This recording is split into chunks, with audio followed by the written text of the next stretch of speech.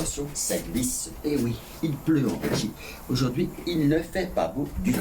Alors voilà, 10 petites minutes pour vous parler sur mon jeûne. Donc la nuit s'est très bien passée, aucun problème. Le jour J plus 2 aujourd'hui, tout va très bien. Donc je viens de boire un petit café. Je n'ai pas faim, donc je ne peux pas dire que je souffre, je n'ai pas faim du tout. Je n'ai aucun inconfort, donc c'est assez facile pour moi. Disons que pour certaines personnes qui débutent pour la première fois un jeûne, pour eux ce sera beaucoup plus difficile puisque tout dépend en fait de votre organisme. Si celui-ci est nourri correctement, ne prend pas beaucoup de médicaments, ne prend pas de drogue du style tabac, alcool et d'autres drogues bien sûr. Hein.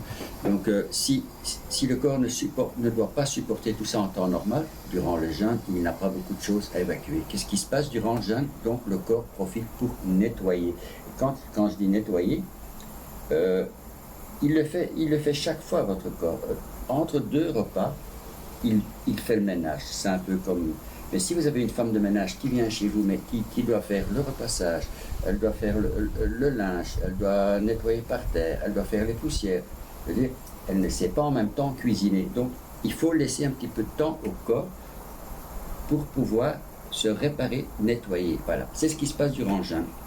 Donc, au début, quand vous arrêtez de manger, votre corps va tout simplement puiser dans ses réserves, le foie, les muscles, il va chercher tout le sucre qu'il a accumulé un peu partout.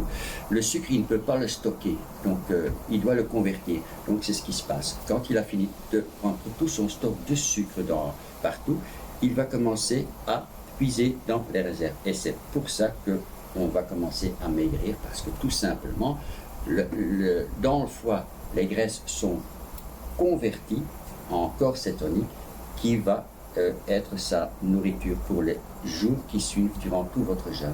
Tant que vous ne mangez pas, votre corps, votre foie va déstocker de la graisse et il va tout simplement le convertir en corps cétonique pour que votre cerveau puisse être nourri. Votre cerveau peut se passer de sucre mais pas de gras. Donc ça c'est une bonne chose à savoir. Donc c'est cette transition entre la consommation de ces réserves propres et la transformation de ces réserves en corps cétonique, c'est là que parfois, souvent, je dirais même chez les gens, c'est difficile. Pourquoi? Parce que le corps n'est pas habitué. On peut avoir mal de tête, des nausées, vomir, on peut avoir des vertiges. En fait, le corps ne sait pas ce qui se passe. Voilà, il n'a plus l'habitude, tout simplement. Alors, j'aimerais continuer sur ce qu'on avait déjà dit hier sur le sucre. Je ne sais pas si vous avez pris le temps d'aller voir le livre, mais je vous en mets encore aujourd'hui plein de livres et sur la santé. Par exemple, il faut aussi savoir que le diabète de type 2, mondialement, c'est une plaie, c'est un fléau, c'est pire que le corona, c'est un fléau pour lequel il n'y a pas de vaccin, puisque ce n'est pas un virus. C'est le diabète de type 2 vient tout simplement à une mauvaise gestion de son alimentation. Donc, les personnes qui souffrent de diabète de type 2 pourraient se passer de médicaments s'ils adaptaient leur nourriture. Pour soigner, pour guérir un diabète, définitivement, il suffit de changer son alimentation, de ne plus consommer de sucre. Si vous ne consomez plus de sucre, vous n'aurez plus de diabète et vous serez en excellente santé. Car tout le sucre, ce ne sont pas les graisses que vous mangez qui vont se tasser dans vos réserves. Non, c'est le sucre. Le corps ne sait pas quoi faire du sucre, donc il est obligé de le transformer, de le stocker en graisse. Voilà. Et c'est ce qui se passe. Et si vous arrêtez de manger du sucre, vous allez maigrir parce que tout simplement, le corps ne stocke plus. Et si vous mangez moins que ce que vous consommez, on va appeler ça comme ça, vous allez maigrir aussi. Parce que tout simplement, il va puiser dans ses réserves s'il n'a pas assez. Le corps est plus intelligent que nous-mêmes. Voilà, donc il faut absolument, c'est très important. Par exemple, ici, je vais vous mettre une petite vidéo. Elle dure 1 minute, donc ce n'est pas très long. Hein.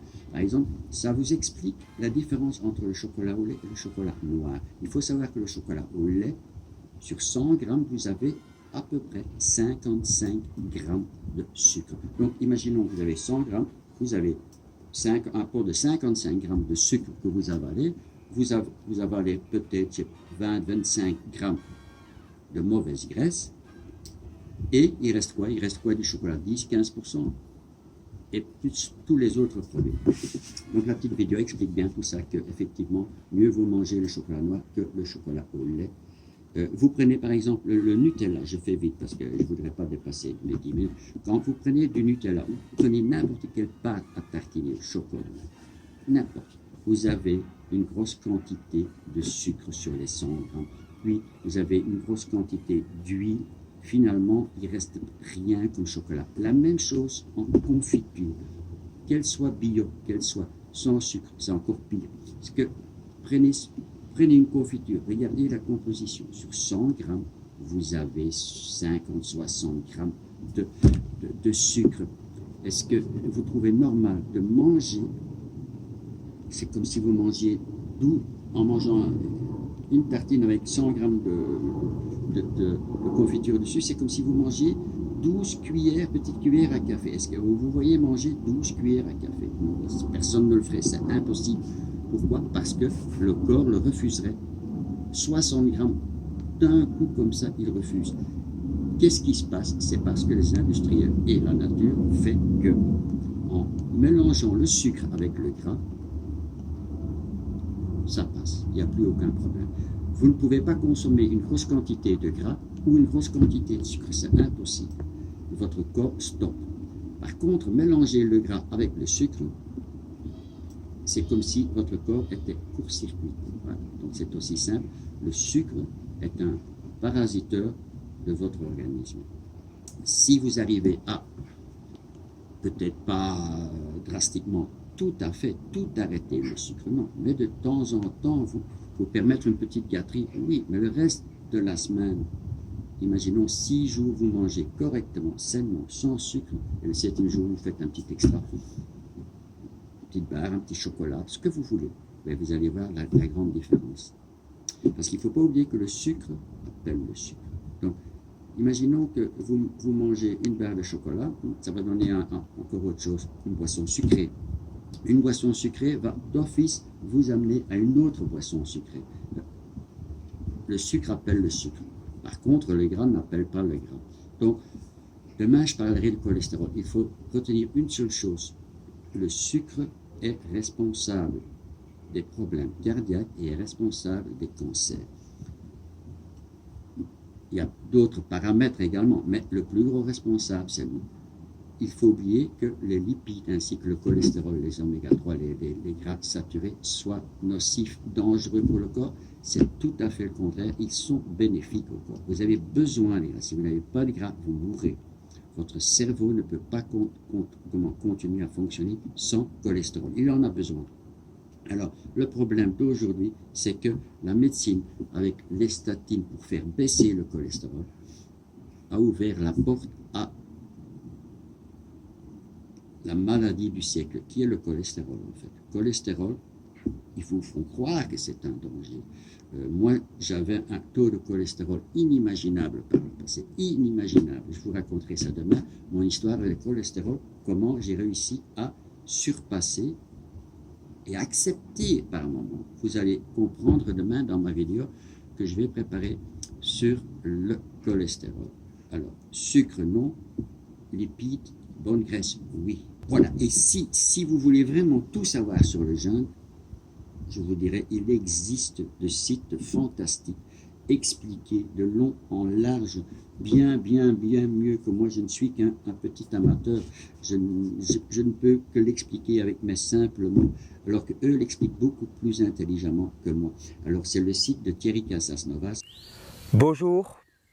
Il y a 2 ans de cela, je réalisais une série de vidéos sur le jeûne, une série de 7 ou 8 vidéos de mémoire. Vous allez tout trouver votre bonheur sur le jeûne, il explique en détail de A à Z. Vous avez aussi le site de Éric Gandon. Bonjour, alors je suis Éric Gandon. Vous avez comme ça, je vous mettrai plein de petites adresses sur le blog et de personnes compétentes et que vous pouvez faire confiance. Mais comme je dis toujours, ne faites confiance qu'à vous. Alors, lire, apprendre, écouter, c'est bien, mais expérimenter par soi-même, c'est mieux. Ben voilà. C'est là-dessus qu'on va se quitter jusqu'à demain. Je vous fais la bise. Coucou les amis, à votre santé.